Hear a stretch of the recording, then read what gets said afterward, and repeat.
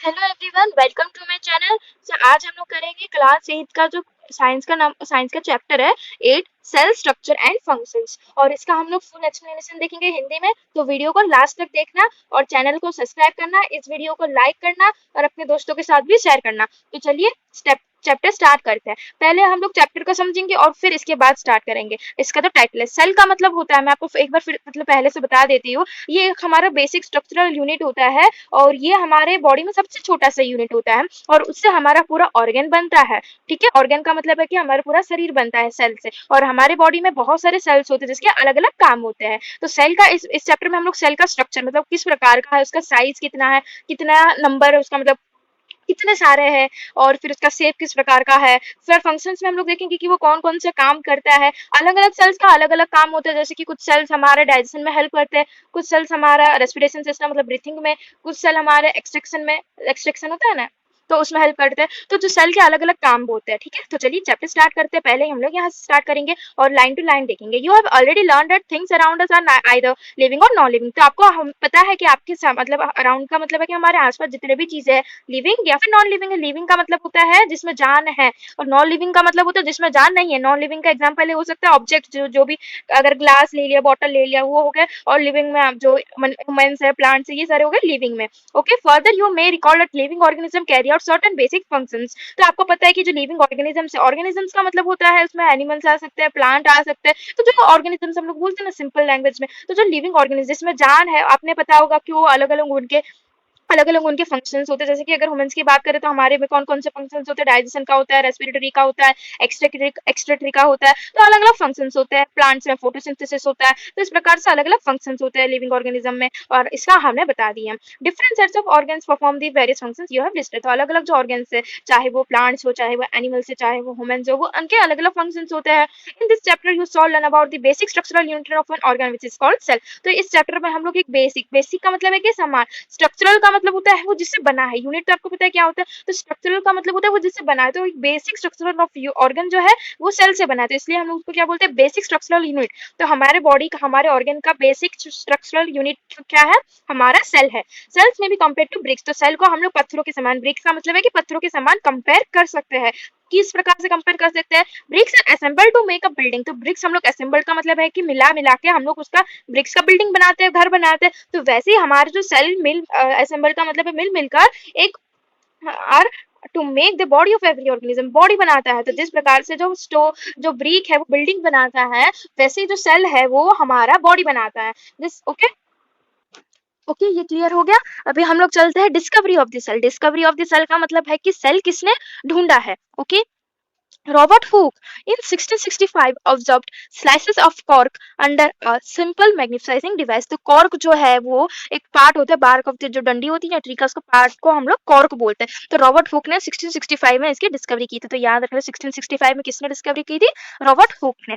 Okay, तो उन्होंने क्या किया, जो कॉर्क है उसको उन्होंने स्लाइसेस का मतलब है कि अलग अलग उसके जो डंडिया को थोड़ा सा निकाल दिया, और फिर उसको मैग्नीफाइंग डिवाइस मतलब मैग्नीफाइंग ग्लास में या फिर उन्होंने माइक्रोस्कोप में देखा। He took them thin slices of the cork and observed them under a microscope। तो उन्होंने जो कॉर्क को आधा आधा से काट के माइक्रोस्कोप के अंदर देखा। माइक्रोस्कोप वो ऐसा होता है कि जो भी हम लोग अपने खुले आंखों से देख नहीं सकते, जैसे कि माइक्रो ऑर्गेनिजम्स की बात करो तो उसमें हमने माइक्रोस्कोप्स के बारे में पढ़ा था, वो बहुत छोटे छोटे होते हैं और हम लोग उनको इजीली माइक्रोस्कोप में देख पाते हैं। तो वैसे उन्होंने कॉर्क को भी माइक्रोस्कोप के अंदर देखा। He notice partitioned box or compartment in the cork cell. तो आपको जैसे कि ये दिख रहा है, ऐसे पैटर्न जो था उनको कॉर्क में से दिख रहा था, जो आपको पिक्चर में दिखाया गया है। This boxes appear like honeycomb. तो देखो ये जो मतलब ये पिक्चर दिख रहे थे, जो मधुमक्खी का जो छत्ता होता है उसकी तरह थोड़ा सा शेप दिखता है ना, तो वही हमें बताया गया है। He also noticed that one box was separated from the other by a wall or partition। तो हमें देख रहे हैं पिक्चर में कि दो इधर है, तो उसने क्या देखा कि एक जो है अलग है। Hook coined the term cell for each box। तो उसको माइंड में कुछ आया नहीं तो उसने नाम दे दिया cell. What Hook observed as boxes or cell in the cork were actually dead cells। तो आपको पता होगा कि ह्यूमंस में क्या होता है कि हमारे जो सेल्स होते हैं लिविंग सेल्स होते हैं, इसलिए तो हमारे बॉडी में जो फंक्शंस वो कर पाते हैं। लेकिन वो जो कॉर्क था उसमें जो सेल्स है वो डेड सेल्स थे, मतलब वो कोई भी फंक्शंस नहीं कर पाते।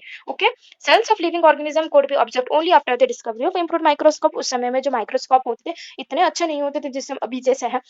तो इसलिए जो सेल्स की डिस्कवरी जब माइक्रोस्कोप इम्प्रूव है तब ही ज़्यादा हो पाई। तो very little known about the cell for the next 150 years about Robert Hooke observation. तो जब रॉबर्ट हुक ने ऑब्जर्व किया तो उसके 150 वर्ष के बाद हमें सेल्स की पता सबको चला। Today we know a lot about cell structure and its function because of improved microscope having high magnification. तो अभी हम लोग सेल के बारे में इसलिए सब कुछ स्ट्रक्चर और फंक्शन उसका जान पा रहे हैं क्योंकि अभी माइक्रोस्कोप जो है इम्प्रूव हुआ है, साइंस और टेक्नोलॉजी जैसे इंक्रीज हुई, तो वैसे जो माइक्रोस्कोप भी इंक्रीज हुआ। तो अभी हम लोग सेल के बारे में पढ़ेंगे। Both bricks in buildings and cells in the living organism are basic structural unit. जैसे कि मैंने आपको पहले स्टार्टिंग में बोला था, बेसिक का मतलब है कि समान। देखो समान होता है जो इक्वल होता है। समान का मतलब है कि इक्वल नहीं, नॉर्मल होता है। तो देखो ब्रिक जैसे कि बिल्डिंग का मेन हम लोग ब्रिक्स पत्थरों से ही बनाते हैं, और मतलब आप सोचते हो ब्रिक जो ब्रिक के ऊपर सीमेंट लगाया जाता है फिर उसके ऊपर पेंट किया जाता है, तो उस प्रकार से बनाया जाता है। तो वैसे ही वो भी एक सामान ही हुआ, मतलब वही एक मतलब बिल्डिंग को बनाने में मदद करता है। तो वैसे ही जो सेल है हमारे लिविंग ऑर्गेनिज्म का बॉडी बनाने में मदद करता है। The building to built of similar bricks have different design shapes and sizes. तो देखो अभी जो ब्रिक्स होते हैं एक समान थोड़ी ना होता है, उनका थोड़ा सा कलर अलग होता है, जैसे कुछ लाइट ब्राउन होता है, कुछ डार्क ब्राउन होता है, शेप्स अलग होते हैं, कुछ छोटा होता है, कुछ बड़ा होता है, और साइजेस भी अलग होता है। Similarly in the living world organism differ from one another but all are made of cells. तो वैसे ही हमारे जो लिविंग वर्ल्ड में भी ऑर्गेनिजम्स के जो सेल्स है अलग अलग होते हैं। Okay, cells in the living organism are complex living structures like unlike non living bricks. तो जो लिविंग ऑर्गेनिज्म में इसमें हमें क्या बोला गया है,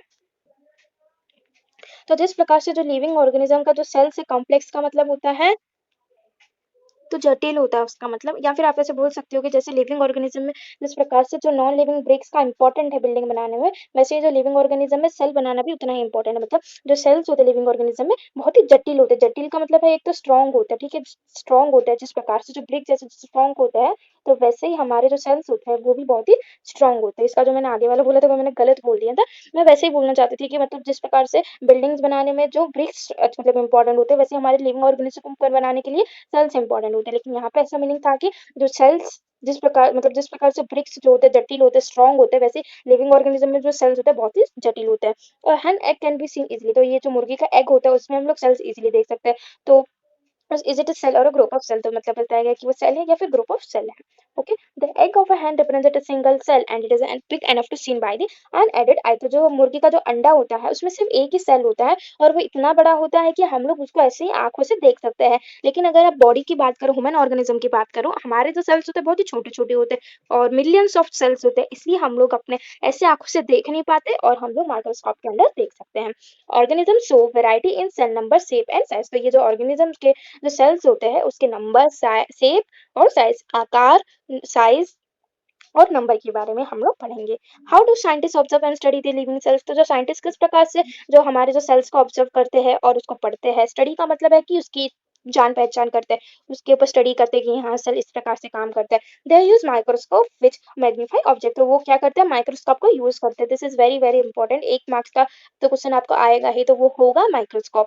stains dyes are use to colour parts of the cell to study the detail structure. कभी कभी जो डाइस होता है, डाइस जो होता है वो कपड़े को रंगने के लिए होता है, लेकिन कभी कभी सेल्स को वो भी कलर करने के लिए होता है डाइस, जिससे वो अच्छे से पढ़ पाए सेल के बारे में। Okay, there are millions of living organism, there are different shapes and sizes. तो बहुत सारे ऑर्गेनिज्म होते हैं और उनके अलग अलग शेप्स होते हैं, अलग अलग साइजेस होते हैं, और उनके जो ऑर्गन्स होते हैं उसमें भी जो शेप, साइज और नंबर ऑफ सेल्स अलग अलग होते, मतलब सेम ही होते हैं, लेकिन कभी कभी किसी के थोड़े से अलग भी हो जाते हैं, तो उनके बारे में हम लोग डिस्कस करेंगे। ठीक है, अभी नंबर ऑफ सेल्स मतलब कितने होते हैं sales.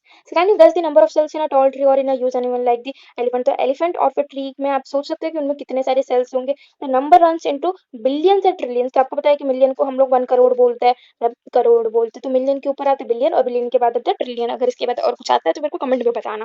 Human body has trillions of cells which vary in shapes and size. तो ह्यूमन बॉडी में भी बहुत सारे ट्रिलियंस ऑफ सेल्स होते हैं जो जिसके वेरी का मतलब है कि अलग अलग होता है, शेप्स में, साइजेस में अलग अलग होता है। Different groups of cells perform a variety of function. जैसे कि मैंने स्टार्टिंग ऑफ द चैप्टर में ही बोला था कि अलग अलग ग्रुप होता है सेल्स का और वो अलग अलग फंक्शन परफॉर्म करती है। और बिलियन इज 1000 मिलियन और ट्रिलियन इज 1000 बिलियन। इसका मतलब है कि जैसे कि मैंने आपको पहले बताया था कि जो मिलियन के बाद क्या आता है, बिलियन आता है, बिलियन के बाद ट्रिलियन आता है। तो वैसे ही अगर आप बोलोगे कि अगर 1 बिलियन की बात करो तो उसका मतलब होता है वो इक्वल होता है 1 billion equal to 1000 million. Okay, और फिर अगर आप 1 ट्रिलियन की बात करो so it is equal to 1000 billion, ऐसे ही बोला है। ओके, तो ये हमें पता चल गया कि ह्यूमंस में ट्रिलियंस ऑफ सेल्स होते हैं और उसका शेप, साइज जो होता है अलग अलग होता है और डिफरेंट ग्रुप्स ऑफ सेल्स अलग अलग फंक्शन परफॉर्म करते हैं। Organism made of more than one cell are called multicellular. Multi means many, cellular means cell. Organisms तो आपको पता है कि ऑर्गेनिज्म जिसमें एक से ज्यादा सेल होते हैं उसको हम लोग मल्टी सेलुलर बोलते हैं। मल्टी सेलुलर का मतलब होता है, मल्टी का मतलब होता है मैनी और सेलुलर का मतलब होता है cell. The number of cells being less in smaller organism does not in any way affect the functioning of the organism. इसका मतलब है कि अगर मान लो कि रेट चूहा पता है ना, और एलिफेंट की बात कर रहे हैं, अभी आप लोग सोच रहे होंगे कि रेट में जो है वो उनके सेल से छोटे छोटे से होते हैं तो उनका ज्यादा वो ऑर्गेनिज्म है, ज्यादा उसका फंक्शन होते नहीं है। ऐसा नहीं है, अगर जितना भी ऑर्गेनिज्म चाहे वो छोटा हो चाहे वो बड़ा हो, इक्वली वो सेल्स काम करेंगे। मतलब उनमें थोड़ा सा फंक्शन अलग होगा, जैसे एलिफेंट में नहीं है, लेकिन वो समान तरह के करेंगे। ऐसा नहीं है कि उनके लिए हार्मफुल है। तो वही हमें बताया गया है कि the number of cell being less in smaller organism, मतलब जितने भी सेल्स छोटे ऑर्गेनिज्म में उनको कोई भी इफेक्ट नहीं करेगा उस ऑर्गेनिज्म को। Okay, you will be surprised to know that an organism with billions of cells begin with life as a single cell which is the fertilized egg। तो आप ऐसे सोचोगे नहीं कि मतलब एक पहले ऐसे fertilized egg होता था जिसका एक सिंगल सेल होता था, लेकिन अभी उसके पास बिलियंस ऑफ सेल्स है। the fertilized egg cells multiply and number of cells increases development process। तो अभी जो एग सेल्स है अभी भी उसका जो सेल इंक्रीज हो रहा है क्योंकि इसमें डेवलपमेंट हुआ। तो यहाँ पे हमें 8.3 की बात की गई है। आप ये सोच सकते हो कि कौन कौन से ये मतलब ये जो है इसमें यूनिसेलुलर है। यूनिसेलुलर का यूनि का मतलब होता है वन, बायो का मतलब होता है टू, ट्री का मतलब होता है थ्री, इसलिए तो हम लोग ट्राई एंगल बोलते हैं जिसमें तीन साइड्स होते हैं, तीन एंगल्स होते हैं, उसको हम लोग ट्राई एंगल बोलते हैं। तो वैसे ही जो ए एंड बी में आपको दिखता है कि जो ऑर्गेनिज्म है वो सिंगल सेल से बने, इसलिए हम लोग उसको यूनिसेलुलर, यूनि का मतलब होता है वन और सेलुलर का मतलब होता है सेल। ओके, समझ में आ गया ये। फिर उसके बाद है a single celled organism perform all the necessary functions that the multicellular organism. तो जिस प्रकार से एक मल्टीसेलुलर ऑर्गेनिज्म में काम होता है उसी प्रकार से एक यूनिसेलुलर में काम होता है, इक्वली काम होता है, मतलब चाहे वो उसमें एक हो या फिर ज्यादा हो। A single-celled organism like amoeba captures and digests food, respires, extracts, grow and reproduce. Similar function in multicellular। तो सिंगल सेल्ड ऑर्गेनिज्म का एक एग्जांपल होता है एमोइबा। और तो एमोइबा जो है वो उसके फंक्शन क्या करता है, फूड को डाइजेस्ट करता है, रेस्पायर ब्रीथ करता है उसके सेल्स, फिर जो उसका वेस्ट निकलता है वो ग्रो करता है, रिप्रोड्यूस करता है। रिप्रोड्यूस का मतलब है कि बच्चे पैदा करता है। तो मतलब सेल चाहे वो एक भी हो, एक ही हो, लेकिन वो सारे फंक्शंस करता है जैसे एक मल्टीसेलर ऑर्गेनिज्म में।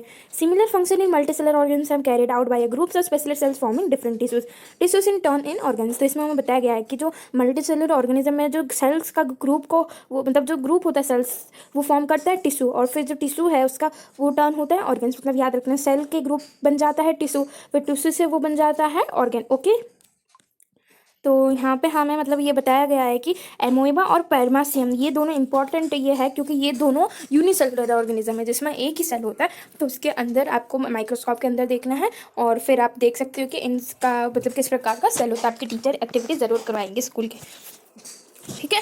अभी शेप ऑफ सेल्स अभी हमने देख दिया है, नंबर ऑफ सेल्स। अभी शेप किस प्रकार का होता है, refer to figure 8.3a। How do you define the shape of amoeba in the figure. तो चलिए फिगर में थोड़ा सा देखते हैं। तो आप देख सकते हैं कि एमोइबा का फिगर ऐसे ऐसे कुछ ऐसे ऐसा है। तो वो हमें क्या पता चलता है, यहाँ पे थे हम लोग, हाँ, amoeba has no definite shape unlike other organism. तो उससे हमें पता चलता है कि एमोइबा को कोई डेफिनेट शेप नहीं हो, वो कोई भी शेप जो है वो चेंज कर सकता है। दूसरे ऑर्गेनिज्म से अलग है क्योंकि वो अपना शेप चेंज कर सकता है। It keeps on changing its shape observe the projections of varying length protecting out of the body. तो मतलब क्या कर सकते हैं, वो अपना चेंज कर सकता है शेप, और इसी के लिए हम लोग इसको सूडोपोडिया बुलाते हैं। This is very very important, एक मार्क का क्वेश्चन ये भी बन सकता है। एमोइबा को हम लोग दूसरे वर्ड में क्या कह सकते हैं, सूडोपोडिया। देखो यहाँ पे जो पी है वो साइलेंट हो जाता है तो इसलिए हो जाएगा सूडोपोडिया। तो सूडोपोडिया का मतलब होता है फॉल्स फिट। इसका मतलब है कि देखो सूडोपोडिया का मतलब है कि एमोइबा जो है वो पानी में रहता है। पानी में रहने से क्या होता है, जब भी उसको अपना खाना देखता है तो वो कुछ ऐसे शेप बना लेता है जिससे उसके मुंह में डायरेक्टली वो खाना घुसता है। तो ये वाली इससे घुस जाता है और फिर जब उसके खाना मुंह में आ जाता है तब वो अपनी और को ऐसे शेप करके उसको बंद कर लेता है। तो इसलिए हम लोग उसको फॉल्स फिट, जब वो ऐसे दिखाता है कि वो बंद है लेकिन वो अंदर से है नहीं। This projection appear and disappear as amoeba moves. और फिर जब भी एमोइबा मूव करता है या फिर किसी को अपने फीड का मतलब खाने जाता है तो तभी जो है ये आ जाता है। What advantage does amoeba derive by changing shape. तो क्या एडवांटेज होता है एमोइबा का, वो जो चेंज करता रहता है अपना शेप, तो क्या फायदा होता है। The change in shape is due to formation of pseudopodia which facilitate movement and helping in capturing food. तो इससे हम सूडोपोडिया को इसलिए हेल्प होता है जिससे क्या कर सकता है, उसको खाने को कैप्चर करने में बहुत ही ईजिली वो मूव करके पकड़ सकता है। Okay, A white blood cell WBC human blood is another example of a single cell which can change its shape। तो ह्यूमन में आपको पता है दो ब्लड सेल्स होते हैं, एक तो WBC और फिर होता है RBC। मतलब RBC का मतलब होता है रेड ब्लड सेल्स और इसका मतलब होता है वाइट ब्लड सेल्स। तो वाइट ब्लड सेल्स का ये काम होता है हमारे बॉडी में कि जितने भी अगर हमारे अंदर कुछ भी डिजीज वगैरह आ गए, कुछ इन्फेक्शन वगैरह आ गए तो उसके अगेंस्ट वो फाइट करने के लिए होता है। तो ये भी एक एग्जाम्पल है सिंगल सेल का जो अपना शेप जो है वो चेंज कर सकता है। लेकिन जो WBC है वो एक सेल है और एमोइबा जो है वो एक ऑर्गेनिज्म है जो पूरा इंडिपेंडेंट होता है। ओके, तो WBC क्या है, एक सेल है, और जो अमीबा है वो एक ऑर्गेनिज्म है, तो यही उसका डिफरेंस है। तो ये भी एक इंपॉर्टेंट एक मार्क्स का क्वेश्चन या फिर 2 मार्क्स का क्वेश्चन बन सकता है कि WBC मतलब हम ह्यूमन्स में कौन सा ऐसा पार्ट है जो जिसका एक सिंगल सेल होता है और वो चेंज करता रहता है अपना शेप, तो वो है WBC। Okay, what shape would you except in organism with millions of cells? तो आप कौन सा शेप मतलब बोल सकते हो कि एक ऑर्गेनिज्म जिसमें मिलियंस ऑफ सेल्स होते हैं उनका क्या शेप होगा? तो 8.4 में देखो ये जो हमें बताया गया है, ये देखो ये जो ए वाला वो हमारे रेड ब्लड सेल्स में होता है, फिर ये जो बी वाला है वो हमारे मसल्स में होता है, और ये हमारे नर्व सेल्स में होता है, जो हमारी नसें होती है उसका होता है। ठीक है, the different shapes are related to the specific function. तो उनका शेप्स इस प्रकार से अलग अलग है क्योंकि उनका जो अलग अलग फंक्शंस होता है। तो different shapes are because they have different specific functions. और अगर आपको क्वेश्चन ऐसा पूछा जाएगा कि सबके अलग अलग क्यों शेप्स है, तो आप इसका आंसर होगा because they have specific functions, they do specific function. Okay, generally cells are round, spherical or elongated. तो जनरली जो सेल्स होते हैं राउंड होता है, स्पेरिकल का मतलब सीधा होता है, एलोंगेट का मतलब है कि उसका ऐसा कुछ पॉइंट जैसा होता है। Some cells are long and pointed at both end. तो बहुत सारे जो सेल्स होते हैं बड़े होते हैं, और पॉइंट का मतलब होता है कि इस प्रकार से होता है। तो एग्जिबिट स्पिंडल से, तो एक स्पिंडल का देखो ये जो बी वाला पार्ट है इसको हम लोग क्या बोलते हैं, स्पिंडल शेप बोलते हैं। तो इस प्रकार से भी जो सेल होता है। Okay, cell sometimes are quite long, cell बहुत बड़े होते हैं। Some are branch like the nerve cell और न्यूक्लियन। तो हमें 8.4 में जो सी वाला है वो बहुत ही बड़े बड़े होते हैं। अब जिसको दिख रहा है कि सेल्स कभी कभी बड़े भी होते हैं। The nerve cell receives and transfers message thereby helping to control and coordinate the working of different parts of the body. तो ये जो नर्व सेल्स है अगर कुछ भी होता है तो वो हमारे बॉडी को मैसेज करता है, ट्रांसफर करता है, जिससे हम लोग अपने बॉडी के साथ कोऑर्डिनेट और कंट्रोल कर सके। आपको पता होगा कि अगर मान लो कि हम लोग कोई गर्म पानी को छू रहे हैं तो हमारा नर्व्स को पता चल जाता है कि वो गर्म है और उसको मत छुओ, और वो डायरेक्टली हमारे ब्रेन मैसेज कर लेता है।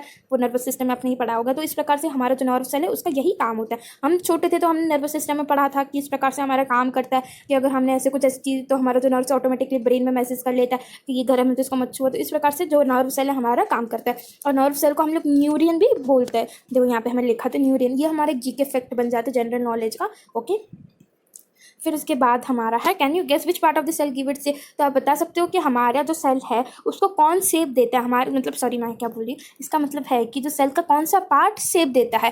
Components of the cells are enclose in a membrane. तो एनक्लोज का मतलब होता है बंद होना। तो जो कंपोनेंट जो सेल किसी से भी बना है उसके अंदर जो भी है, कंपोनेंट्स का मतलब है उसका पार्ट, जो सेल के जो पार्ट है वो किस में बंद है, मेम्ब्रेन, सेल मेम्ब्रेन में। Okay, this membrane provide shape to the cells of plants and animals. तो ये जो मेम्ब्रेन है सेल्स के वो शेप प्रोवाइड करते हैं प्लांट्स और फिर एनिमल को। This is very very important. फिर से एक मार्क का क्वेश्चन बन गया कि जो मेम्ब्रेन है वही शेप देता है एनिमल्स और प्लांट को। ओके, देखो एक एक मार्क के जो क्वेश्चन है या फिर जो भी इंपॉर्टेंट क्वेश्चन जो आपके एग्जाम में आने के चांसेस है वो बता दे रही, क्योंकि बच्चे जो है वो मेनली छोड़ देता है और मार्क्स लूज कर लेता है।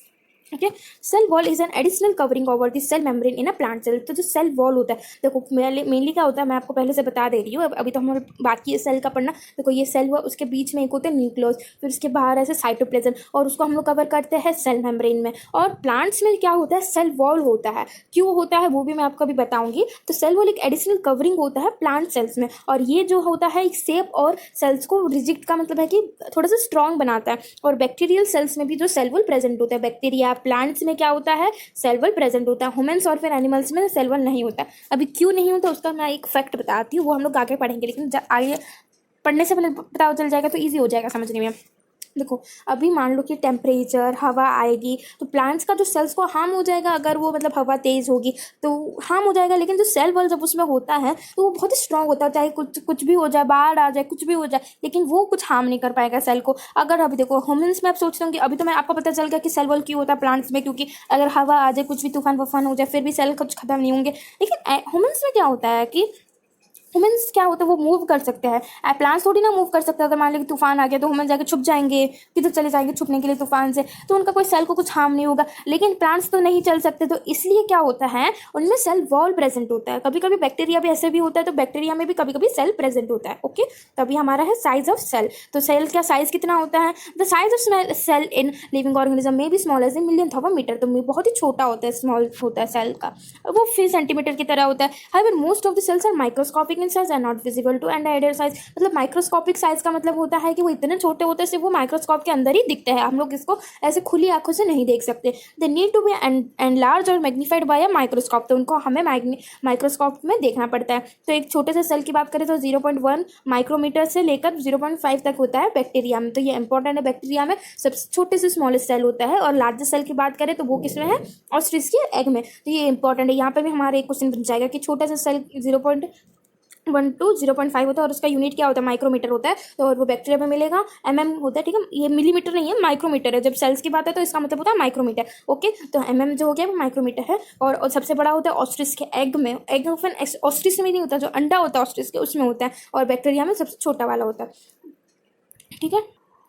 तो यहाँ पे हमें अंडा का जो है उसको बॉईल करने के लिए बोला है। तो यहाँ पे यॉल्क करके येलो वाला पार्ट होता है, तो वो भी एक सिंगल सेल है, और जो हम अपने देख सकते हैं। आप अगर एग खाते हो तो आपको पता होगा कि यॉल्क करके पार्ट होता है। अगर नहीं खाते हो तो आप अपनी मम्मी से पूछना या फिर पापा से पूछना, उन्होंने देखा होगा शायद, तो उनको पता होगा कि, या फिर आप गूगल में भी सर्च करके देख सकते हो कि यॉल्क क्या होता है। और यॉल्क जो होता है वो एक सिंगल सेल होता है, जो हम लोग बिना मैग्नीफाइंग डिवाइस के देख सकते हैं। Are the cells in an elephant larger than the cells in, तो जो सेल्स होते हैं एलिफेंट्स में बड़े होते हैं रेट से।